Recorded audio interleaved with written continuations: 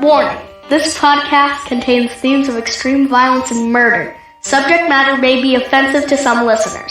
Discretion advised.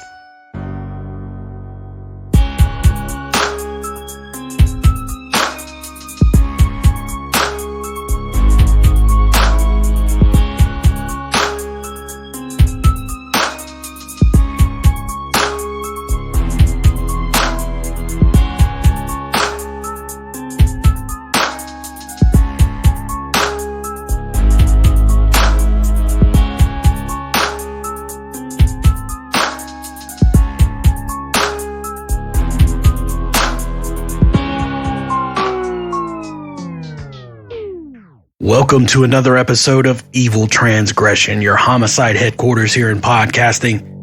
I'm Josh, and with me as always, Dustin and Rex. Hey, what's going on? Hey, what's up? I went from intense to Soft. kind and loving. I've seen that. So soft. Just to show my range. It's amazing. So if someone, like a Hollywood producer is listening, they will call me up, put me in a movie. Mm-hmm. Really? Yeah. I can see that. Look at his range of emotion. Yes. He went from welcome to and then Dustin and Rex. Whatever. What's up? What's new? Man, I'm a little tired. Stayed up late watching some Netflixy. Oh, yeah? What'd you watch? I've been, I think I may have seen some of this before. I mean, I know the story, but I went back and started watching the, I think it's a 3 or 4 part series on the Madeleine McCann disappearance. They just arrested somebody for that, didn't they? Did they? I thought. Don't be a spoiler. Uh-oh. Pretty sure they did. Good. But yeah, Madeleine McCann was she 3-year-old, I think? Little girl that got kidnapped or whatever when they were the family was on holiday. Oh, yeah. Over in, by Portugal and all that. Gosh. Yeah, it's crazy. So crazy. So crazy. But yeah, that's what kept me up.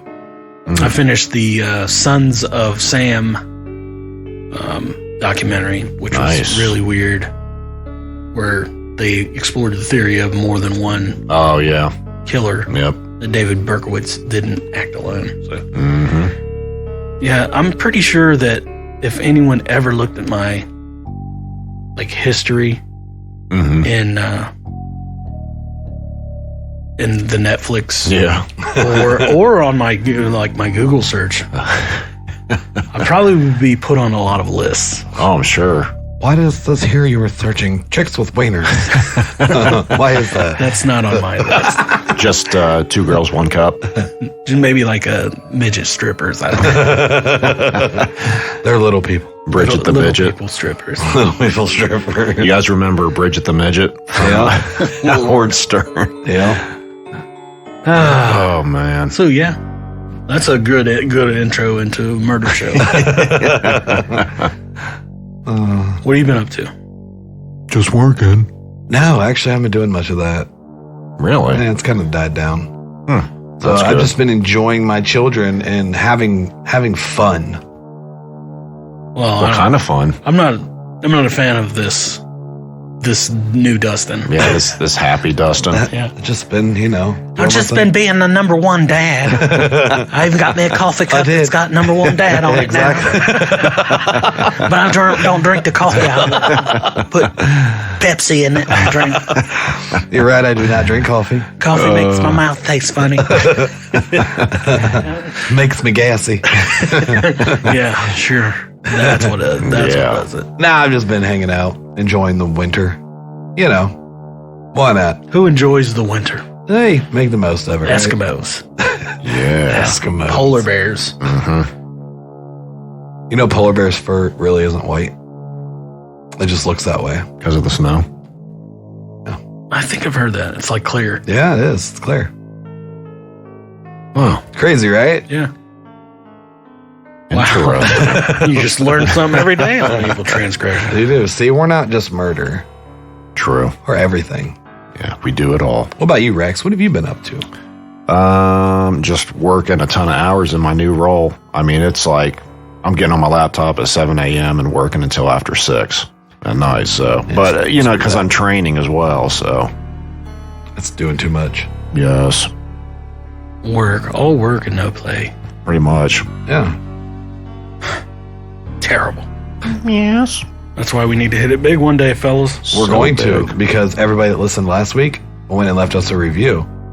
So that just shot us through the roof. Wow. Look at us go. Yeah. We're going to be on commercials and everything. They are. Yep. They are. I'm going to be able to billboards.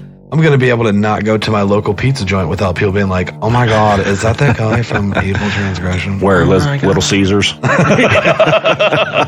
There he is. There he is. Come to the classy place. That's a classy place. What the hell you mean this pizza's $5.55 now? 7.5%. Yeah. Oof. So why don't we just dive right into some evil facts? Yes. Evil facts. In an Australian study, psychologists found that psychopaths have a lot of difficulty identifying smells. Although the parts of the brain responsible for emotion and smells are very different, they both appear to be damaged in a majority of psychopaths. Interesting. Why this may be is as of yet unclear. So psychopaths can't smell. Psychopaths are the real COVID. I bet you they could smell Dustin after he's been working all day. Them boots. That's what I'm talking about.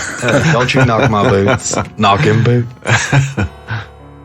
So this one's for the 80s babies. Ooh. Nearly 770 serial killers operated in the United States throughout the 1980s, which is considered the peak of serial killings in the United States. It's kind of scary. 770 in one decade? Yeah. That's a lot. It is. It's crazy to think there's actually a serial killer in the United States right now Oh, yeah. There is. that nobody knows. Yeah. Which will actually play into the next and final evil fact for the day. Ooh. Serial murder is rare, comprising less than 1% of all homicides in the FBI's estimate. With the annual homicide rate hovering around 15,000 in the United States, that equates to fewer than 150 serial murders a year, perpetrated by perhaps 25 to 50 people.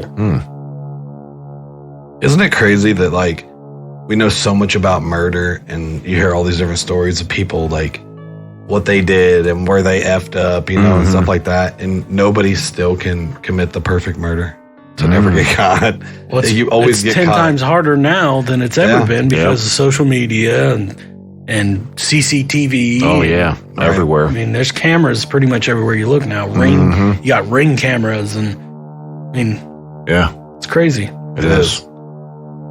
Now, maybe like back in the day, if we knew what we knew now, like way back in like the early 1900s, we probably would have been amazing. Then you got to think, did they ever find Jack the Ripper? No. Was that not the perfect crime? Yeah. You have a point. I mean, there's still some unsolved serial murders out there. Yep. There is. Did they ever, recent one, did they ever figure out who was doing the Long Island serial murders? I don't know. I don't think so. So, the perfect crime, but I still don't think it's the perfect crimes. Yeah. Perfect crime is when you just straight up get away with it. And you're not really going to do that nowadays. Yeah. No. Too much evidence. Way too much evidence. So that was your evil facts, but I wanted to give you guys a little funny story from my true crime research stuff here. Okay. In 2007, an employee at a Mexican restaurant in El Lago, Texas, called police to report a theft. A man had pulled a dine and dash. The man then headed to a vacant building across the street. An officer found an open door around the back of the building, and upon entering it, called out, "Marco," in an attempt to inject some humor into the situation. Wow. Unbelievably, the suspect called back, "Polo." and was quickly apprehended by the officer. Oh, man. The restaurant manager declined to press charges for the theft, but the man was charged for criminal trespassing. That's great. That's great. Margot. Crazy. Yep. I just figured everybody would get a little kick out of that one. I liked it. That was good. So, who we got today, Dustin? Oh, Dougie. Can't teach me how to Dougie. Oh, Dougie Clark. Douglas Clark. Is that Kent's brother? Clark Kent? Yeah. Not like Kent Clark. Sounds better as Kent Clark than Clark Kent. Oh, you dumb. That's a bit crazy, fellas. We're doing Douglas Clark today. Okay. Do you have anything you want to say before we start, or? Just I mean, I just want to give you an opportunity. This is a special story to us because this is actually Josh's uncle. No, So it's totally not. no, just it's a little more than usual, a little more graphic. So if you don't want to hear about graphic stuff, then don't listen. So it's very short and Or graphic. also, if you don't want to hear about graphic stuff, you probably shouldn't listen to true crime podcasts. That is true too, but it's a little out of our norm. We don't usually, we try to keep it PG. Yeah, except for when we talked about that guy sticking watermelons up people's butts. Yeah. I still can't believe Dustin went home and tried that. It was hard. It didn't work. Not enough lube. Spitting seeds out still. All right, so buckle up, Evil Mob, as we discuss Douglas Clark. Douglas Daniel Clark was born March 10th, 1948, in Pennsylvania. His father was a naval intelligence officer, and the family moved quite often. Clark said the family lived in about 37 different countries. It's a lot. What? Who'd have thought there was 37 countries? I know. I thought there was only 50. No, there's totally like 100 and some countries. Thought there was 50. I thought they were all represented on our flag. Clark was also sent to an exclusive school in Geneva and later attended Culver Military Academy. So he's following in the father's footsteps, Hey, from what it sounds like. it's not a bad childhood so far. I mean, there's constant moving. Constant moving, but you're going to a military school and an exclusive school. So your parents are worried about you or care about your education. Yeah. Or they just want you to go to military school. I don't know. After graduation, Clark joined the Air Force and was stationed in Colorado and Ohio. He eventually got discharged and lived across the United States working odd jobs until landing in Los Angeles and getting a job at the water and power plant. It's a good job, right? You would think. Yeah. Water and power plant? I mean, that like falls under what city? Yeah. So, probably. I think of the power plant. Probably I think decent. I think of Homer Simpson in Springfield. Oh, yes. But that was short-lived because Clark would abruptly quit and take a job at Dustin's favorite place on earth, the Jergens soap factory. I know he really likes that Jergens lotion. Why don't you not knock me? The Jergens factory. Jergen. And you guessed it, that didn't last long either because he was fired for being absent and threatening his coworkers. Uh-oh. That's a complete change of... How do you I just picture it like you're just sitting there making bars of soap. I'm gonna kill you, Tom. Son of a bitch. I don't get it. Who used all the lotion? Like what would make you that mad at a soap factory that you're gonna threaten your coworkers? There better be lotion on my pants. I don't know, but He got canned. In 1980, Clark met Carol Bundy at a local bar he frequented. I love the Bundys. The two started dating and eventually moved in together, and that's where Clark and Carol found out that they both shared the same dark sexual fantasies. Uh-oh. I think of Carol Bundy.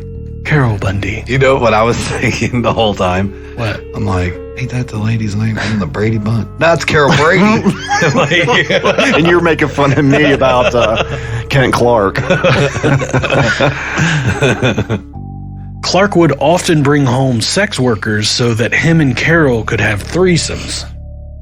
So it's getting real weird in the Clark household. In the Clark household. But that wasn't enough for Clark. He eventually set his sights on his neighbor's 11-year-old daughter. Oh, man. Carol lured the girl into their home, and Clark made the girl pose for provocative photos. After that, Clark still was not satisfied, claiming that he wanted to kill a woman during sex. Yeah, this dude was like super weird. Oh, yeah. Like, sounds like it. And he just like came out of nowhere with this stuff. Yeah, Like, his biggest thing was though, like he said he wanted to literally kill a girl while he was having sex with her, like in the middle of it, or just be dead. Yeah, that's like go from alive to dead in the middle. Killed it. Yeah, crazy. He brings another meaning to the word. I killed that shit. Oh, wow. Jeez. Too much? A little bit. Okay, I'll quit. He said, I'll quit. Douglas Clark would talk Carol into buying him 2 pistols. In June of 1980, Clark picked up Gina Morano and Cynthia Chandler from the Sunset Strip. Next, Clark made the girls perform oral sex on him before shooting them both in the head and taking them to a garage and raping their dead bodies. Wow. That escalated quickly. It did. Yeah. He's sick. Sick dude. He then dumped their bodies on the side of the Ventura Freeway. The bodies of the 2 girls would be found the next day. Clark told Carol all about what he had done and promised her that if they were ever caught, he would take all the blame. What a gentleman he is. Oh, yeah, sweetheart. But if you think about it, Hey, if we ever get caught for me killing all these girls, that's what I was about to say. I'm going to take the blame. You ain't got nothing to worry about. And she's like, bro, it wasn't me. I didn't do nothing. Legitimately, it was not me. That was you. He's like, look, we're not going to argue about it. I'll take the blame. You want me to go down for this? I will. Like, you did it, bro. Oh, man. 12 days later, Clark killed 2 sex workers after luring them into his car. Karen Jones and Exie Wilson were both shot and killed. But this time, things were a little different. Clark removed Exie Wilson's head and took it back to his home. What? He then made Carol put makeup on it and stored it in his refrigerator until he wanted to use it again. Oh, man. And by use it again, I think you know what they mean. Oh, yeah. That's a little bit chilly and gross. Yeah, a little gross. Yeah, actually a lot gross. Hey, why don't you go ahead and get Exie's head out of the fridge? Feeling a little feisty. Freaking. Your face expression when you did that. That's terrible, man. You gonna make it, Dustin? Or I'm not being a part of this. oh, man. After 2 days, Clark put the head in a box and dumped it in an alley. He'd had enough of that. Next, Carol went to a country music concert that her ex, Jack Murray, was a part of. Carol's going to go set up her Jack Murray. Oh, Jack Murray. Jack Murray and the rodeo. I don't know. I'm just trying to think what his country music band would be.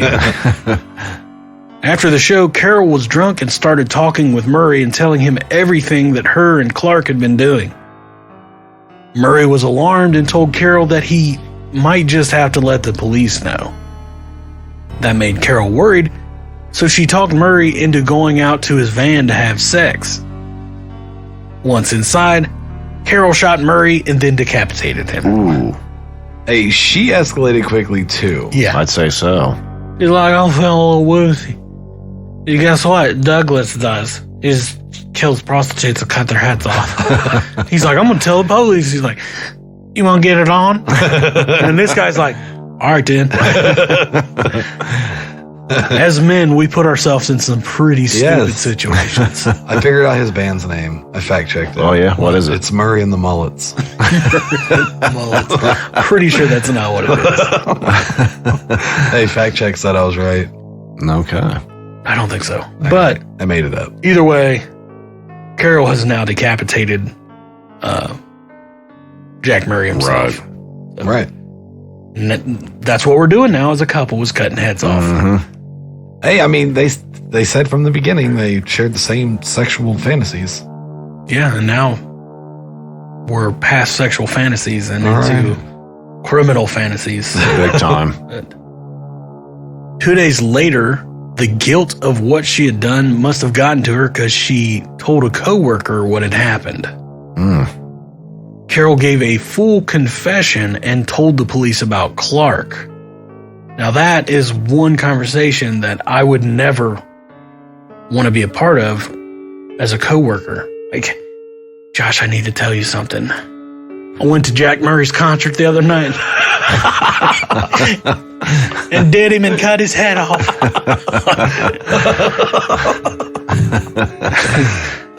Guilt must have really gotten a hold of her, man. Yeah, I guess so. She's got some loose lips if she's talking about. Yeah. I mean, she told Jack about what happened. Yeah. Then killed him. She had loose lips that night. Yeah. And then she told a coworker. I think it's because she did it.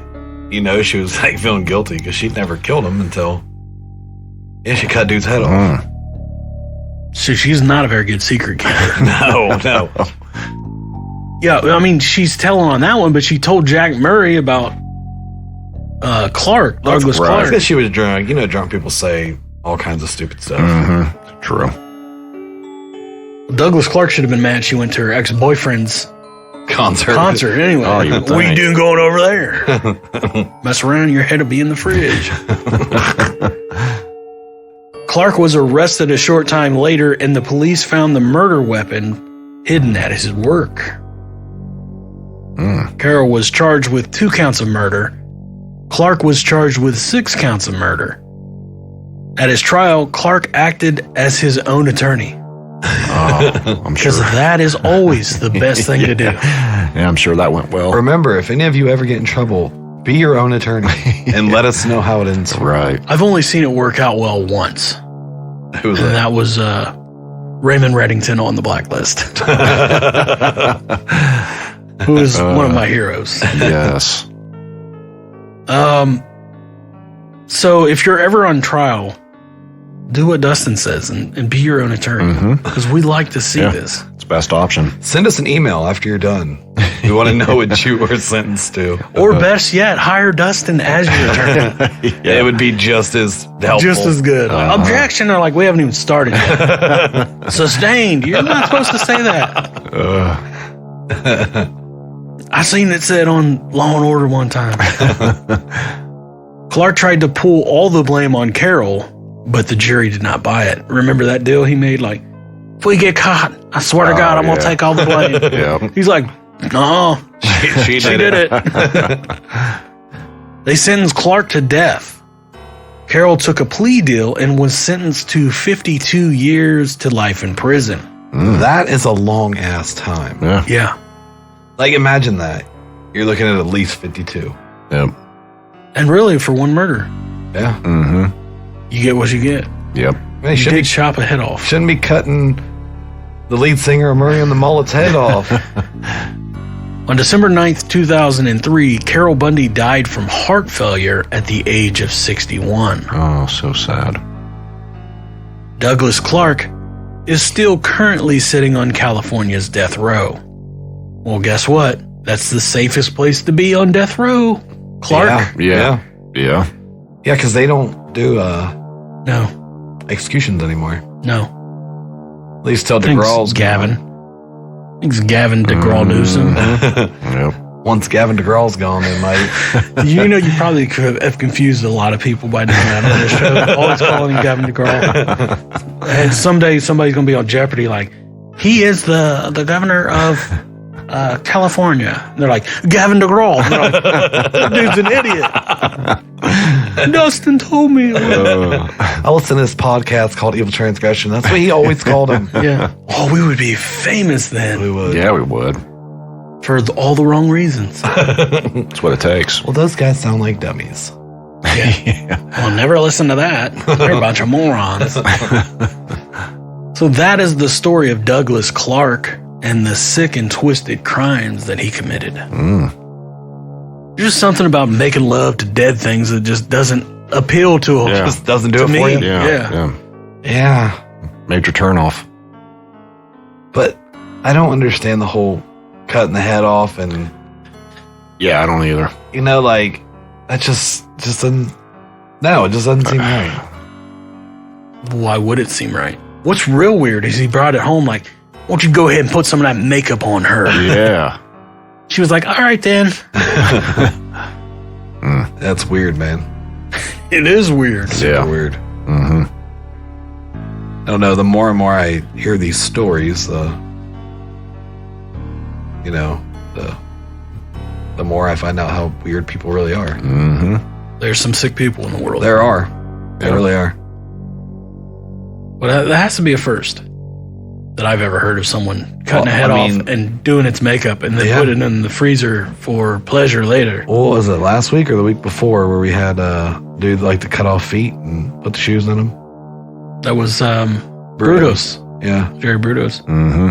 Yeah, but his fetish was more along the lines of the shoe Yeah. itself. Yeah, he just the wanted shoe. the shoe to look normal with a foot in it, even though the foot was decaying. Yeah. Right. But Mm.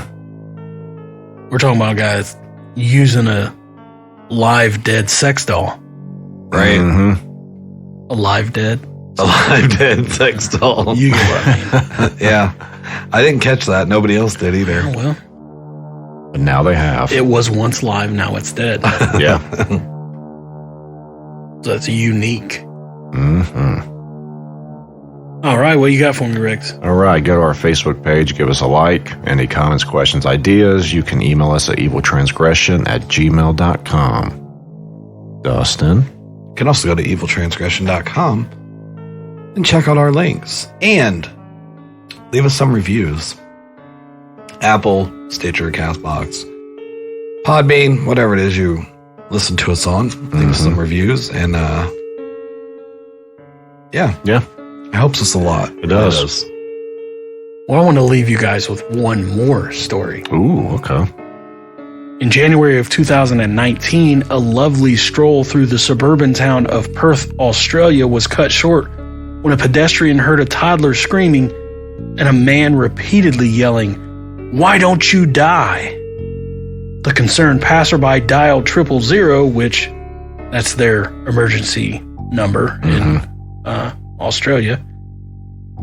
When the police arrived on scene, they found a very frightened arachnophobic man screaming in desperation at a large spider. Oh, wow.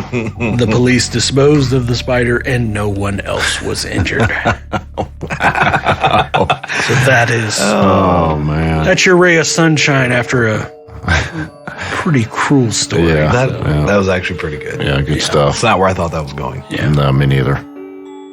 Just imagine it like, he's killing something. He's killing somebody. They show up and the guy's like standing on a park bench like a coward. But the police disposed of the spider, so all was well. I'm glad to hear. Good.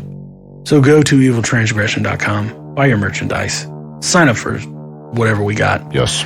and rock and roll. Yep. Send us mail. Yep. Yep. All right, Dustin. What? All right. Zoned out on me there for a second. But, No, I was just waiting for you to do your normal. You I'll know. do the outro. oh. What if I don't want to today? What if we just shut it off? Just that would piss off what's his name? Brian. He'd be like, Well, I've been sitting here for 20 minutes. I ain't talked. All right. So until next time, Evil Mob.